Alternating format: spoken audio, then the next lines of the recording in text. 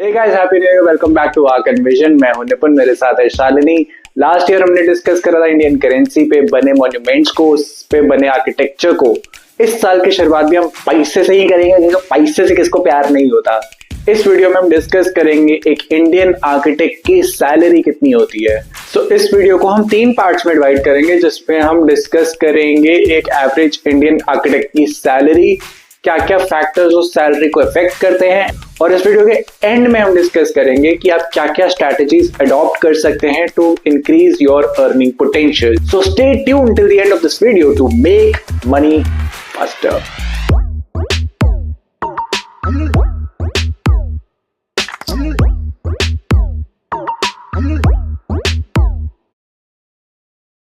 Even though architecture एक dynamic and rewarding profession है, but Indian architects actual में कमा कितना रहे हैं, चलिए इसे ब्रेक डाउन करते हैं। जो फ्रेश ग्रेजुएट्स हैं या फिर जिन्हें हम फ्रेशर्स कहते हैं, उनकी सैलरी वेरी करती है from 2.5 to 4.5 lakhs per year, which makes it around 21,000 to 37,000 per month। ये सैलरीज आपकी स्किल सेट पे भी वेरी करती हैं एंड अलॉन्ग विद दैट ये सिटी टू सिटी भी वेरी करती हैं। ऐसा कह सकते हैं कि हायर कॉस्ट ऑफ लिविंग होने की वजह से मेट्रोपॉलिटन सिटीज में सैलरीज ज्यादा पे की जाती हैं as compared to other cities.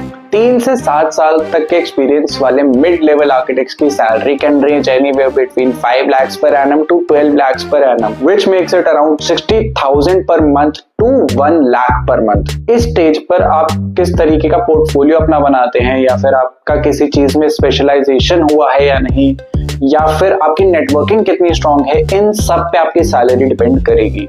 Senior architects and specialist जिन्होंने किसी एक पर्टिकुलर एरिया में स्पेशलाइजेशन कर रखी है, जैसे अर्बन प्लानिंग या लैंडस्केप, उनकी सैलरीज वेरी करती है from 15 lakhs to 25 lakhs annually, which makes it 1 lakh to 2 lakh per month। इस लेवल पे आर्किटेक्ट्स को एडेड पर्क्स भी मिलते हैं, जैसे bonus and equity in the firms. ये सैलरीज आपकी ऑर्गेनाइजेशन टू ऑर्गेनाइजेशन भी डिपेंड करती है, क्योंकि स्मॉलर ऑर्गेनाइजेशन में you might not get that much of salary as compared to a well established organisation.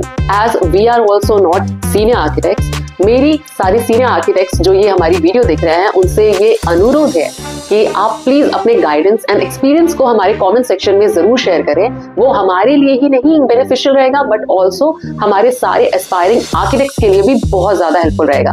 अगर आप जॉब नहीं करना चाहते और अपना फ्रीलांस प्रैक्टिस करना चाहते हैं, या फिर अपनी एक खुद की फर्म खोलना चाहते हैं, ऑन एन एवरेज एक फ्रीलांस आर्किटेक्ट इंडिया में 30 lakhs एनुअली के अराउंड कमा लेता है। बट ये एक बहुत ही एवरेज नंबर है, and it can even go up to crores और even stay as low as 1 to 2 lakhs per annum। और ये डिपेंड करता है आपकी नेटवर्किंग पे, आपके क्लाइंट बेसिस पे, आप किस स्केल के प्रोजेक्ट्स करते हैं, या फिर आपकी रेपुटेशन मार्केट में कैसी बनी हुई है। अब उन फैक्टर्स के बारे में बात करते हैं जो आपकी सैलरी को अफेक्ट करेंगी। Number 1 would be cities. आप किन सिटीज में जॉब कर रहे हैं या अपना प्रैक्टिस कर रहे हैं, that affects a lot on your salary, cause as mentioned earlier, if it is a metropolitan cities you might get a higher pay, and if it is a smaller city आपकी salaries कम हो सकती है। आपकी organisation या फिर firm का क्या scale है जिसमें आप काम कर रहे हैं। अगर वो एक ऑलरेडी वेल एस्टैब्लिश्ड ऑर्गेनाइजेशन है, तो you might get higher salary as compared to a smaller organisation जिसमें लेसर सेट ऑफ प्रोजेक्ट्स हो रहे होते हैं, या फिर स्मॉल स्केल के प्रोजेक्ट्स हो रहे होते हैं। अगर आपने किसी एरिया में या फिर किसी सॉफ्टवेयर में स्पेशलाइजेशन कर रखी है, या फिर अपनी एक नीश डेवलप कर रखी है, that will also contribute in getting you a good salary. As promised earlier, let's discuss some strategies that will help you increase your earning potential in this architecture field. Build a strong portfolio, अपने portfolio को अच्छे से अच्छा बनाइए। इसकी presentation पे काफी ज्यादा ध्यान देना चाहिए कि किस तरीके से आप अपने प्रोजेक्ट्स को प्रेजेंट कर रहे हैं, कितना इन डेप्थ आप अपने प्रोजेक्ट्स को एक्सप्लेन कर पा रहे हैं।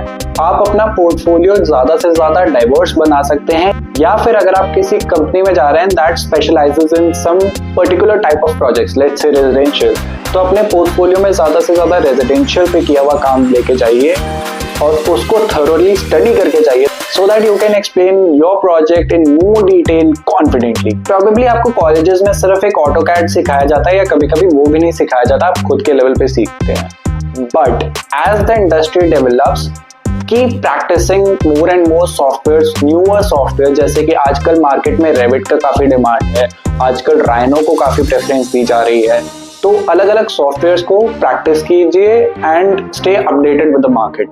For example in our personal experience we have notice, जिन भी लोगों को रेविट या BIM आता है उनको usually companies better salaries offer करती हैं, क्योंकि काफी ऐसे प्रोजेक्ट्स हैं लाइक गवर्नमेंट के इंफ्रास्ट्रक्चर प्रोजेक्ट्स या फिर इंटरनेशनल प्रोजेक्ट्स जहां पर इन सॉफ्टवेयर्स की डिमांड काफी ज्यादा है, and you are only eligible to work on these projects if you have knowledge of such softwares.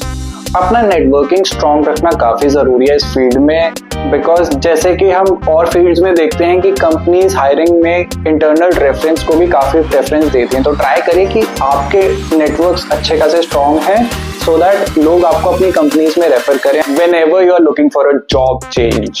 There are many companies out there जो कि एक मास्टर्स वाले कैंडिडेट को ज्यादा प्रेफर करते हैं ओवर अ बैचलर्स कैंडिडेट, तो आप मास्टर्स परस्यू कर सकते हैं एक पर्टिकुलर फील्ड में, जैसे कि सस्टेनेबिलिटी या फिर लैंडस्केपिंग या फिर इंटीरियर डिजाइनिंग, या फिर आप अगर पूरी की पूरी मास्टर्स नहीं करना चाहते, आप सर्टिफिकेशंस कर सकते हैं इन्हीं सब्जेक्ट्स के ऊपर, so that you have an edge over standard candidates. हमारे पर्सनल एक्सपीरियंस में वी हैव ऑब्जर्व्ड कि अगर आपको एक फ्रीलांस प्रैक्टिस शुरू करनी है, तो जहां पर अभी डेवलपमेंट हो रही है या फिर there is a lot of scope for development, जैसे कि पंजाब हो गया या हरियाणा हो गया, यहाँ पर आप अपना फ्रीलांस प्रैक्टिस स्टार्ट कर सकते हैं rather than going for a developed city जैसे कि दिल्ली या बैंगलोर, क्योंकि यहाँ पर ऑलरेडी काफी सारे एस्टैब्लिश्ड आर्किटेक्ट्स हैं, that increases your competition by many folds.